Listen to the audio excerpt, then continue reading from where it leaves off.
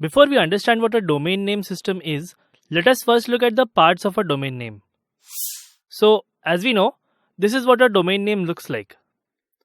There are different words separated by dots, and each of these parts has a particular name for it. Now, the information of each part is stored in a different server or component of the domain name system. Let us look at each of these parts and understand which server looks after its information. A domain name is always read in the reverse order. So, we look at this last dot first. Well, yes, it's not a full stop. It is actually that part of the domain name that is not written by us but automatically added at the end. It's called the root name. And the server on the DNS that deals with this is called the root name server.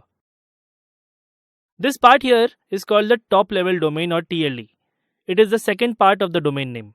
And the server that stores its information is called the top level domain server. Now, sometimes there may be a second level domain in this domain name. For example, if the domain name was google.co.in, then .in would be the top level domain and .co would be the second level domain. Going back to our previous example, after the TLD, we come to this part, which is the main part of the domain name. This is called the authoritative name. This is the name that you actually buy from the domain name provider. And authoritative name server stores the information about domain name. This last part here is called the subdomain or the host. Host because it is the actual page that is being requested by us. And subdomain because it is a part of the authoritative name. Also, the client only buys the authoritative name of the domain.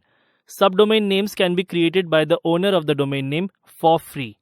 Since this is a part of the authoritative name, the authoritative name server only stores information about its subdomains. So, we have seen different parts of a domain name. Now, let us see how a domain name system works, or how is a domain name resolved. Let's understand this with the help of an example. Let's say you type drive.google.com and hit enter.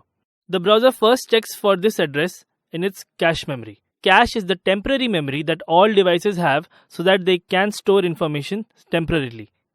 Our browser, our operating system, and all the servers in the DNS store some domain names and their IP addresses in their cache memory.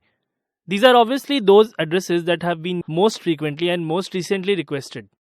So now, let's say the browser does not find the IP address for this domain name in its cache. Then it goes back to the operating system and asks for the IP address. The operating system looks for it in its cache memory. Let's say it does not find it there. Then the operating system sends a request to the internet service provider. What we are actually connecting to is the default DNS server of the ISP that has been assigned to us to help us in the process of DNS resolution. This is like our go-to guy. It is also called the resolving name server. To connect to this server, we need its IP address.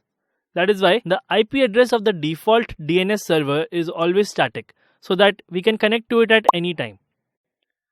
So now the default server looks for the IP address in its cache. Let's say it does not find it here as well. Now it starts reading the domain name. It sees the dot or the root name and goes straight to the root name server. There are 13 root name servers spread across the entire world, and the default DNS server goes to the one that is nearest to its location.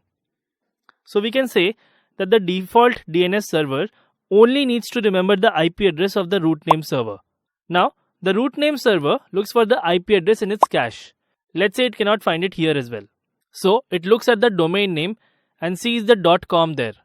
The root name server gives the IP address of the .com server to the default DNS server. Now, the default DNS server goes to the .com server. This is the TLD or the top level domain server. Now, this TLD server looks at the domain name. Let's say it cannot find the IP address in the cache. Then it looks at the .google part of the domain name and given the IP address of the authoritative name server. The default DNS server goes to the authoritative name server.